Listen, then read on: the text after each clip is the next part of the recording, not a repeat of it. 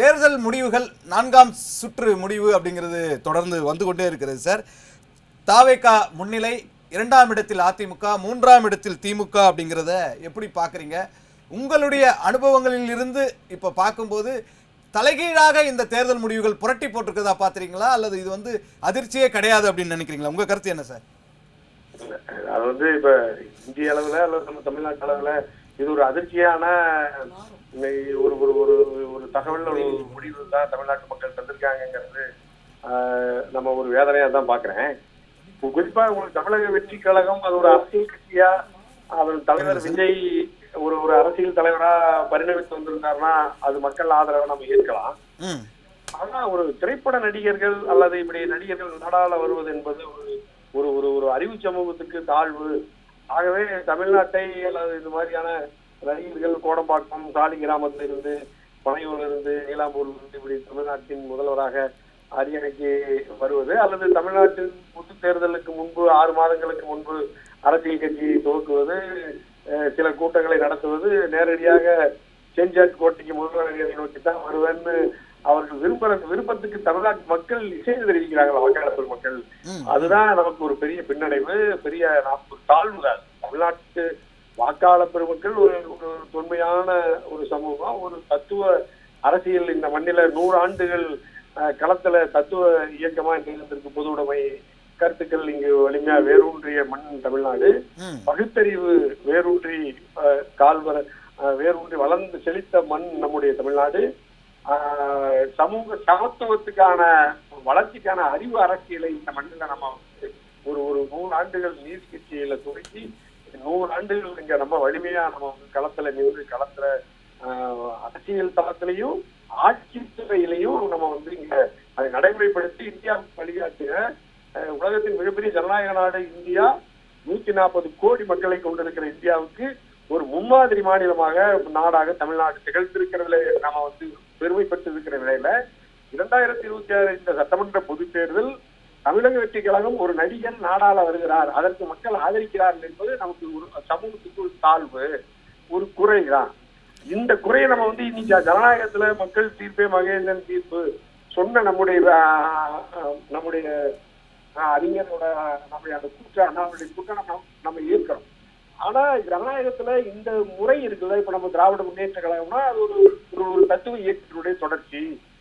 அண்ணா திராவிட முன்னேற்ற கழகம் சில சமரசங்களோடு அந்த தத்துவ தளத்தில் புரட்சி தலைவர் அம்மாவால் இயங்கி எடப்பாடியால் அது ஒரு சமரசத்துக்கு போய் இப்பொழுது நம்ம திராவிட இயக்கங்கள் அந்த கருத்தியல் பட்டு போகிற வகையில தான் இவர்கள் திமுகவும் அதிமுகவும் வலிமையாக கூர்மையாக கோட்பாட்டை தாய் தமிழ் சமூகத்து மண்ணில் விதைக்க அவர்களுக்கு திட்டங்கள்ல பின்தங்கிய நிலையில தான் இப்ப மீண்டும் ஒரு நடிகர், ஒரு சாதாரண நடிகர் விஜய் அவரை ஆதரித்து இந்த அளவுக்கு இப்ப நம்ம முதல் முன்னணி இடங்கள்ல முன்னணி வகிப்பது என்பது ஒரு பெரிய நமக்கு ஒரு வியப்பாகவும் ஆச்சரியமா இருக்கு. அதுல தமிழ்நாடு கூங்கிழக்கு தனியரசு மட்டும்தான் மிக கூர்மையா விஜய் அரசியலுக்கு வருகிறேன் என்று அறிவித்த நாளிலிருந்து மிக கடுமையா விமர்சித்து எல்லா நிலைகளிலும் நம்ம அதற்காக எதிர்த்து தமிழ்நாட்டு மக்கள் மத்தியில இளைஞர்கள், மாணவர்கள் விழிப்புணர்வு பெற்று விட்டார்கள்.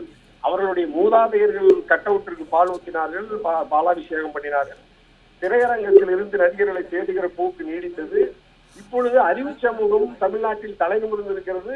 இனி நடிகர்களுக்கு வாக்களிக்க மாட்டார்கள் என்று சொன்ன தனியரசு, அந்த ஒரு தனியரசை தவிர தமிழ்நாட்டுல பிரதான அரசியல் கட்சிகள் விஜயையோ அல்லது தமிழக வெற்றி கழகத்தையோ விமர்சிப்பதற்கு அவர்களே அஞ்சி போய் அல்லது எந்த காரணத்துக்காக என்று தெரியவில்லை விஜயை தாவேகாவை அவர்கள் ஒரு ஒரு நட்பு சக்தியாகவே பார்த்து வந்ததை பார்த்தோம். குறிப்பா திராவிட முன்னேற்ற கழகமே கூட நேரடியாக முன்னணி நிர்வாகிகள் தலைவர்கள் கூட தமிழக வெற்றி கழகத்தையோ விஜயோ விமர்சிக்கவில்லை.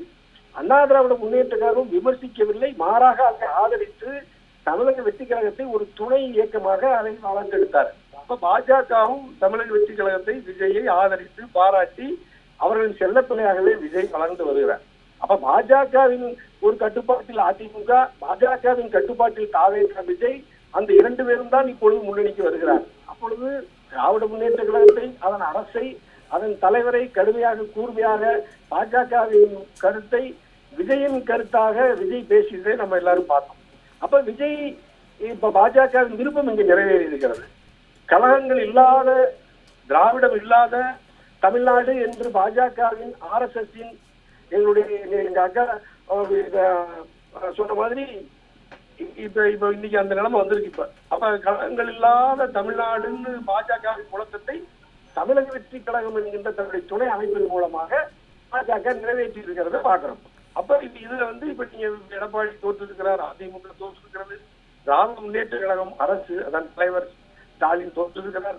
இந்த மாதிரி தத்துவ இயக்கங்கள், தமிழ் தேசியவாதிகள், இப்ப நாம் தமிழர், ஆளுநர் சகோதரர் செந்தமிழ் சீமான் பின்னடைவுங்கிறதெல்லாம் நமக்கு ஒரு சோகமான, வருத்தமான தமிழ் சமூகத்துக்கும் வாக்காளர்களுக்கும் ஒரு தாழ்வு. ஏன்னா இது ஒரு பெரிய இது கொண்டாடி மகிழ்கிற செய்தி அல்ல இந்த செய்தி. ஆனாலும் நாட்டு மக்களுக்கு அந்த வாக்கை நம்ம புறம் தள்ள முடியாது சட்டப்படி.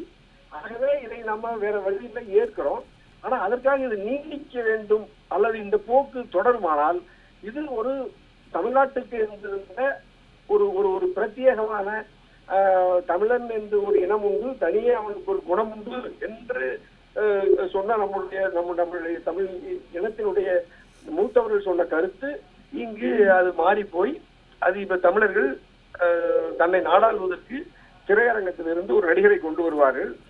அந்த நடிகர்களும் இந்த மண்ணை சேராத, இந்த இனத்தை சேராத, இந்த மொழியை சேராத நடிகர்கள் இந்த நடிகர்களை கொண்டு வருவார்கள். அவரை அரசியல் கட்சியை தூக்கி வைப்பார்கள், அவர்கள் தலைவராக வருவார்கள், அதற்கு தமிழ்நாட்டு மக்கள் வாக்களிப்பார்கள் என்கின்ற போக்கு நீடிக்கிறது.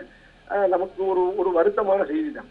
ஆனா தமிழக வெற்றி கழகத்தை எப்படி பாக்குறாங்கன்னா, அதிமுகவும் திமுகவும் தன்னுடைய கொள்கை தளத்திலிருந்து தன்னுடைய கட்சியினரை வழிநடத்தாமல் வெறும் வணிக நோக்கத்தோடு பிழைப்புவாதிகளாக திராவிட இயக்கங்கள் எல்லாம் பட்டு போய் அது செயலிழந்து வெறும் பிழைப்புவாதிகளாக மாறி போனதனுடைய விளைவு ஒரு மாற்றத்திற்கான ஒரு அரசியல் நடிகர்களின் மூலமாக வர வேண்டும் என்கின்ற முந்தைய தமிழ்நாட்டினுடைய இந்த அரசியல் களம் இப்பொழுது மீண்டும் அது ஒரு புதிய பரிணாமத்தில் தமிழக வெற்றி கழகத்தின் வடிவில், விஜயின் வடிவில், பாஜகவின் திரைமறைவில் இருந்து வருகிறது. ஆகவே இந்த நிலை நீடிப்பது என்பது தமிழ் சமூகத்துக்கும் ஒரு தத்துவ அரசியலுக்கும் பெரும் பின்னடைவு. உலகம் முழுக்கவே தத்துவ இயக்கங்களும் தத்துவ அரசியலும் ஆட்சிகளும் தோற்று போய் வருகிறத நம்ம பார்க்கணும். உலகத்துல நீங்க எந்த நாட்டின் தலைவரும் ஒரு கொள்கை தலைவரா இப்ப இந்த இருக்கிற சூழ்நிலையில நீங்க எங்கேயும் பார்க்க முடியல. அது இந்தியாவில கூட நீங்க ஒரு மதம் சார்ந்த ஒரு தத்துவம் கோட்பாடு இந்தியாவை ஆளுகிறது. சைனாவில கூட, சீனாவில நீங்க ஒரு வர்க்க ரீதியான ஒரு சித்தாந்தம் ஆளுகிறது. ஆனால் தமிழ்நாட்டில் மட்டும் நமக்கு எந்த தத்துவம், எந்த கொள்கையும் தேவையில்லை. ஒரு நடிகர் வந்தால் போதும், இந்த போக்கு தமிழ் சமூகத்துக்கு தாழ்வு, அவமானம் என்கின்ற அடிப்படையில் தமிழ்நாடு கொங்கிளைஞர் பேரவை இந்த தேர்தலை, இந்த முடிவை நான் அணுகுகிறேன். ஆகவே வெறும் தனியரசு தமிழ்நாடு கொங்கிளைஞர் பேரவை களத்தில் ஒரு தத்துவ அரசியலை முன்னிறுத்துவதற்கு நாங்கள் பெரும் முயற்சி எடுத்த பொழுதும் கூட எந்த தத்துவத்திற்காக தனியரசு நான் கடமையாற்றினேனோ, தொண்டாற்றினேனோ, அந்த தத்துவ இயக்கங்கள் தனியரசுகளையே அங்கீகரிக்காமல் வெளியேற்றுகிற போக்கையும் நம்முடைய ஜி தமிழ் வழியா நம்ம உலக மக்கள் பார்த்தாங்க. அப்ப தனியரசுவை போல தத்துவ தளத்தில் இருப்பவர்களே தமிழ்நாடு சட்டமன்றத்திற்குள் களத்திலேயே இருக்கக்கூடாது என்று விரும்புகிற அதிமுக திமுக எப்படி நீங்க அந்த தத்துவத்துக்கு எதிராக இருக்கிற தமிழக வெற்றி கழகத்தை, விஜயை அவர்கள் நட்பு சக்தியாக விரும்புகிற அதிமுக திமுக எப்படி இந்த தத்துவத்தை அவர்கள் பாதுகாக்க விரும்பவில்லை என்கின்ற போக்கும் அது போலியான கருத்தை முன்வைக்கிற திமுக அதிமுகவை மக்கள் நிராகரிக்கிறார்கள் பொருத்தி பார்க்க வேண்டிய சூழல் இருக்கிறது என்பதனால் இந்த முடிவு அதிர்ச்சிகரமானது, வியப்புக்குரியது. இதுவரைக்கும் எல்லா கருத்து கணிப்புகள்லையும் எல்லா பல்வேறு ஊடகங்கள், கருத்து கணிப்பு நிறுவனங்கள் இவ்வளவு தொகுதிகள் இவ்வளவு முன்னணியில வருவாங்கன்னு நம்ம யாரும் இதுவரைக்கும் அனுமானிக்க முடியாத அளவுக்கு இன்னைக்கு தமிழக வெற்றி கழகம் பெருவாரியான வாக்குகளை பெற்று முன்னணியில் வருகிறது என்பது செய்தி உண்மையா, அதாவது கருத்து கணிப்பை பொய்யாக்கி இருக்கிறது. மக்களின் உணவுகளை பிரதிபலிப்பதற்கு ஊடகங்களை கூட தடுமாறுகிற அளவுக்கு இந்த மாற்றம் நடந்திருக்கிறது. ஆகவே இந்த மாற்றத்தின் மூலமாக இனிமேலாவது தமிழக வெற்றி கழகமும் அதன் விஜயும் அதன் முன்னணி தலைவர்களும் ஒரு பக்குவப்பட்ட நிலையிலிருந்து தமிழ்நாட்டை அவர்கள் வழிநடத்த வேண்டும்.